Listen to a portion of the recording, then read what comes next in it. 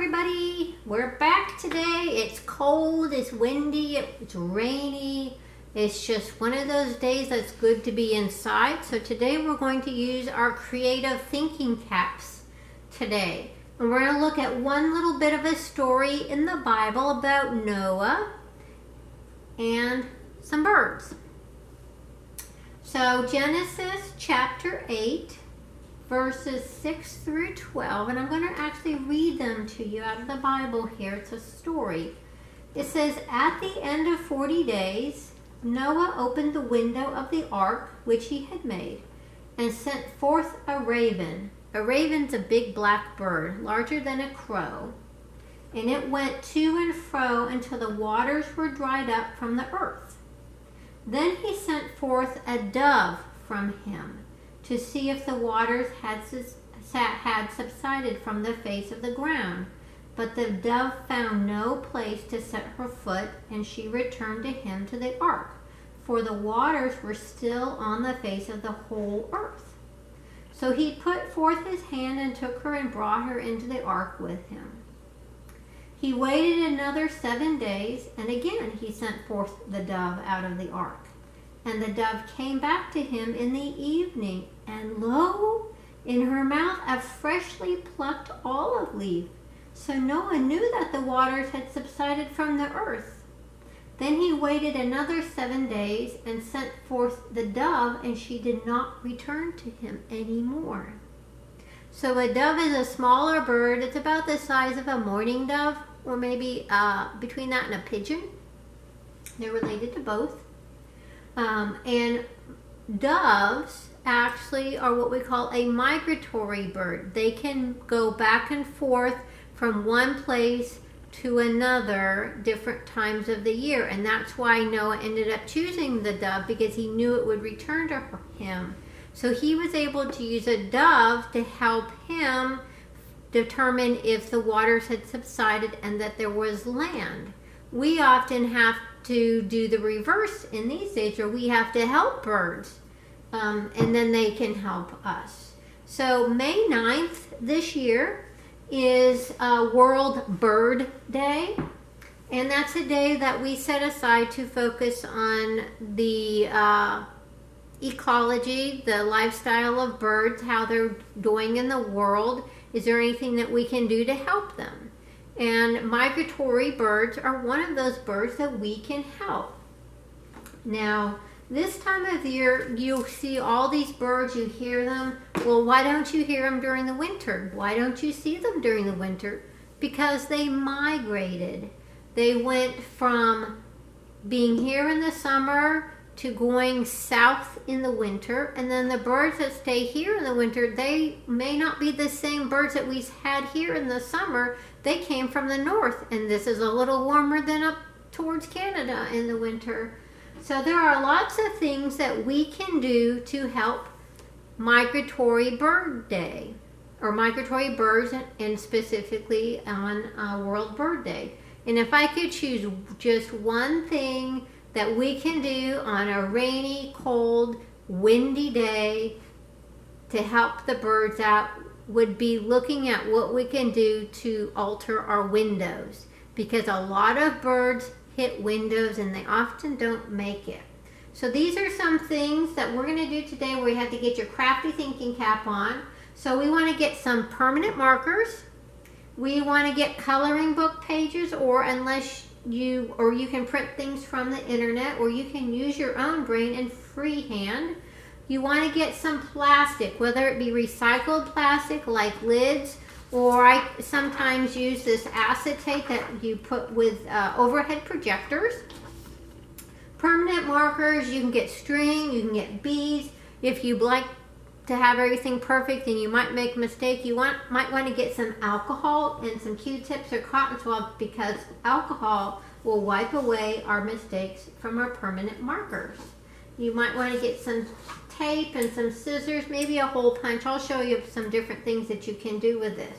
So I kind of started one here. I took a coloring book page. It's a snail. I just thought I would do something easy. And I was outlining it because I like to draw in the lines. and I was outlining the snail's shell. Just like so. I'm not going to do this whole thing for you. So when I get it all outlined, then if somebody else wanted to use that same picture, then you could go and you could put it on some white paper, and then somebody else could use that same picture. And then I'm going to take some other color permanent markers. I'm going to take this red. I'm going to finish doing this edge of the snail shell. Now, birds like to eat snails. They love to eat slugs. So, not that a bird would see this in the window and say, oh my gosh, that's the biggest slug I've ever seen. I think I could just eat on that for days. Probably not. They just kind of pluck them and put them in their mouth. So I started making my snail blue, and maybe I will make the bottom part of the snail a darker blue. And you can actually color in all the way to the darkness. I was just, you're outlining, I was just trying to be quick here. Kind of like they do on TV cooking shows. They start it, and then voila, out pops the oven. I have one already made. So this one did take a picture from the internet. It looked like a little stained glass. Something you could do for Mother's Day too. My grandmother would really have loved this. She loved her stained glasses. And so when you're done with it, you can take some string, or you can add beads, or you can add whatever you want. Be as creative as you want. And then you can hang it up on your window, and that's what you would see. And you can color or cut out around it if you want, and you could reuse the extra pieces and add more to it. Or you could even actually add, this is a lid from a deli cup. You could use all sorts of different things. Now, how do we hang these, or why do we want to hang these? Well, that's where the science comes in. So scientists have found that birds obviously can fly with their wings spread out, so they fly horizontal. So when you have like horizontal blinds, and they're wider than 2 inches, a bird will see, hey, I can squeeze through there, and still will not know that there's a window. But if you switch those horizontal blinds to being vertical blinds, they're going to see all those slats, or especially if you have them at an angle. They cannot fly through a 2-inch opening, and they certainly can't turn their bodies like they do in the cartoons and a bird fly through a narrow vertical opening. They cannot physically do that. You look at Bernoulli's principle, or all those high pressure, low pressure lift, things like that. Can't do it. They have to fly horizontal. So however we want to put these on our windows, we want to do horizontal. So you can put different pictures horizontally, or you can put a bunch of little, I'm not horizontally, vertically, sorry. You can tape different lids and stuff in a vertical pattern. Or you can do something like this, was a little more on the creative side. So I took the entire picture that I did with another stained glass, and I cut it. And then I spread it apart by a couple of inches.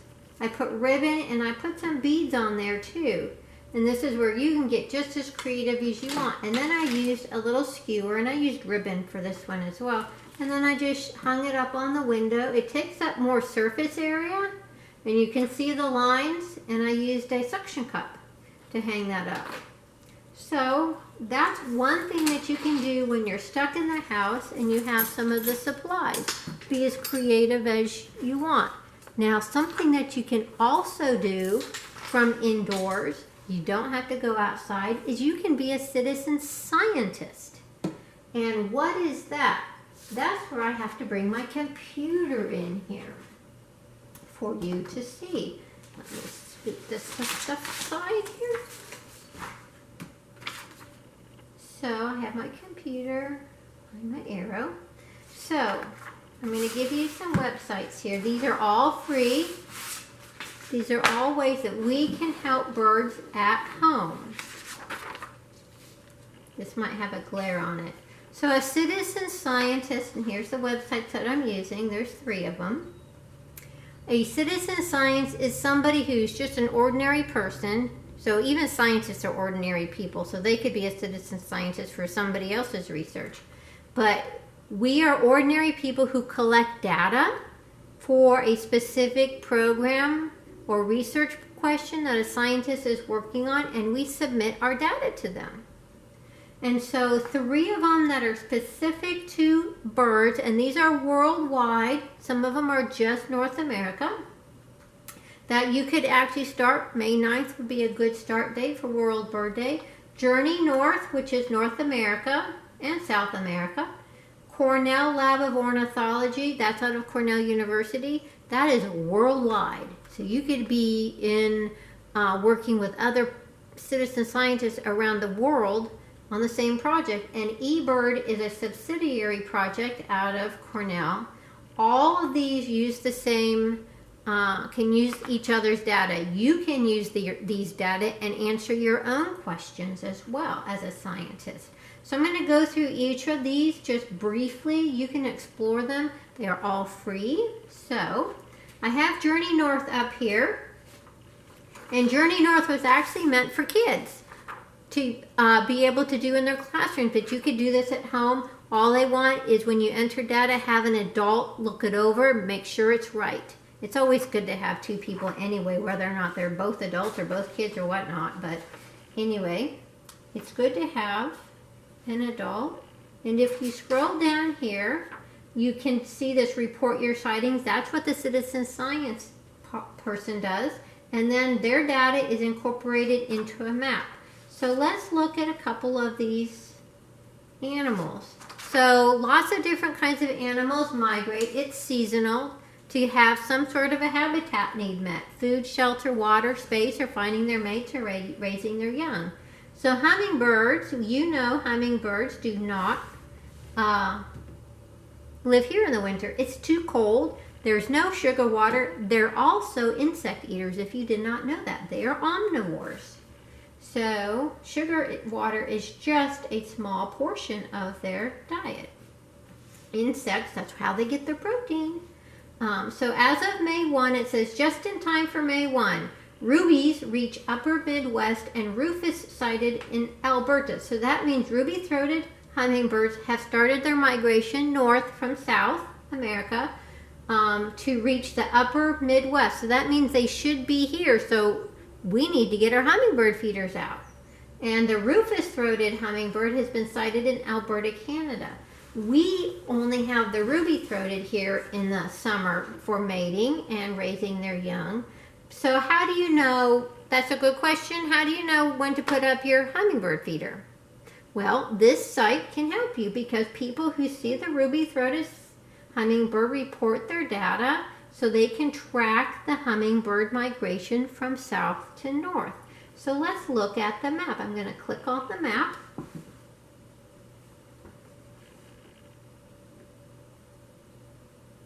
And it gives us a map of the United States.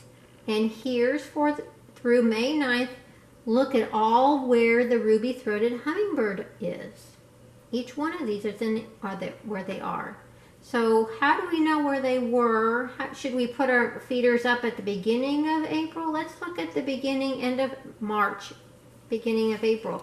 We live about right here, so it doesn't do us any good to put our hummingbird feeders up at the beginning of March or the end of March, beginning of April, because there are no ruby-throated hummingbirds sighted.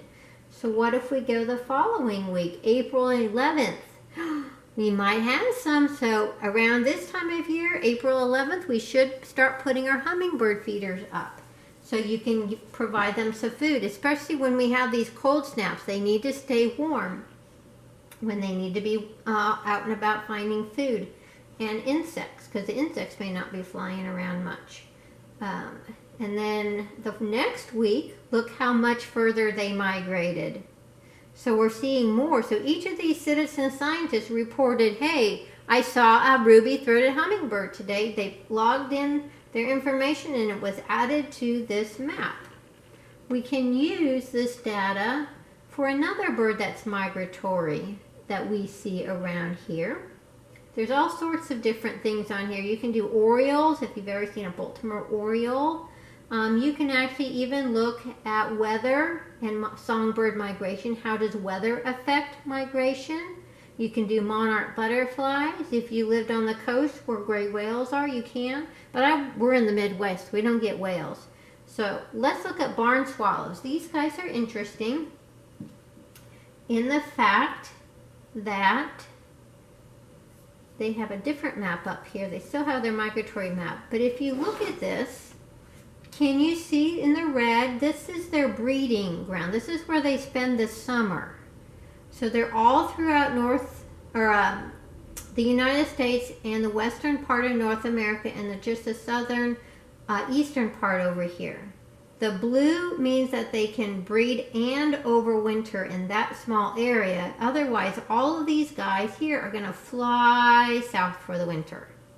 So they have to fly from all the way up here, all the way here somewhere. And some of them go all the way down to South America. So people are actually, citizen scientists are actually monitoring, saying, hey, I found or I saw my barn swallow and it's in October and they're here.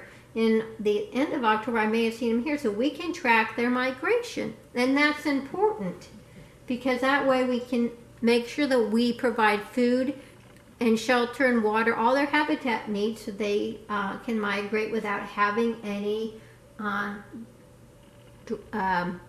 lack of food or water. That's one way that we can help those birds. Now, Cornell Lab, that's the second one I wanted to show you. They have all sorts of stuff here. Notice they have stuff for visitors, students. That would be a lot of you, K through 12 teachers. You can become a member. But look at this tab called Get Involved. 10 ways to help birds. And what's nice about Cornell Lab is they provide some classes. Some of them you have to pay for. Some of them are free to learn how to identify birds and such. So let's look at 10 ways really quick. I'm not going to read through them. Each one we'll go through and just see them. Support local economies because birds overwinter or over summer in areas, and a lot of people use birds as their source of or purpose for vacation. So ecotourism. Make windows safer day and night. That's what we're working on. Keep cats indoors. If you have a kitty cat, they do big damage to the bird population. Lend us your eyes and ears. Become a citizen scientist. We've talked about that one. Help a child discover birds. Just learn how to ID a few birds. Maybe make a goal one bird a month for the rest of your life. You learn a lot of birds. You can learn sight, sound, all sorts of things. Garden with native plants. You could make a living bird feeder in your garden by providing plants that provide birds seed or even berries at different times of the year. Embrace your patch. This is why we like to look at migration. Make sure they have a continuous amount of habitat from the north to the south and from the south back up to the north. Buy a migratory bird stamp to help. And use less plastic. Even though we were using plastic today, you can use recycled plastic. And then support us. You can donate. One of the neatest things, since we're where we live, is we have 2 really cool refuges that have a lot of migratory birds. We have Muscatatuck National Wildlife Refuge in Seymour, Indiana, and we have Big Oaks National Wildlife Refuge in Madison, Indiana. And they get some pretty cool birds. You could practice your birding skills as well. Okay, the last one, eBird.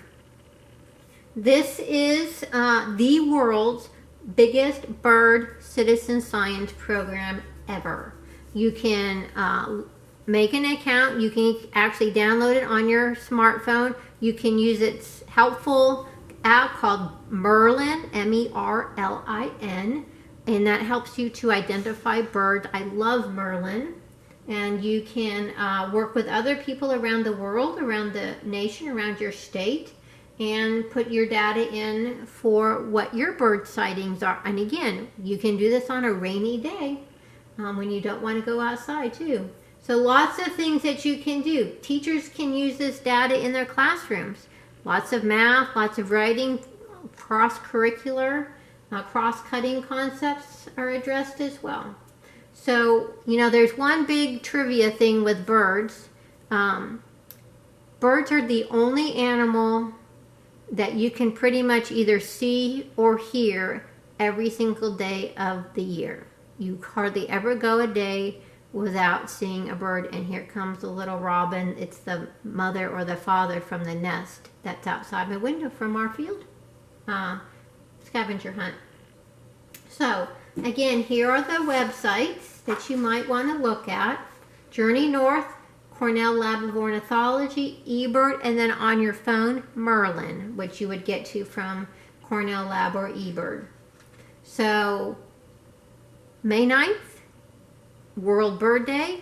Birds were very important in the Bible for a lot of reasons, especially the dove. I just focused on the one reason, with Noah releasing the dove to help him find land, or know that land was around and the waters were subsiding. So let's return the favor and help the other birds, especially those that migrate through. So we've covered a lot of science concepts today. So I want you to be good, do something for the birds, be a blessing to the birds, because the birds bless us. And have a great day.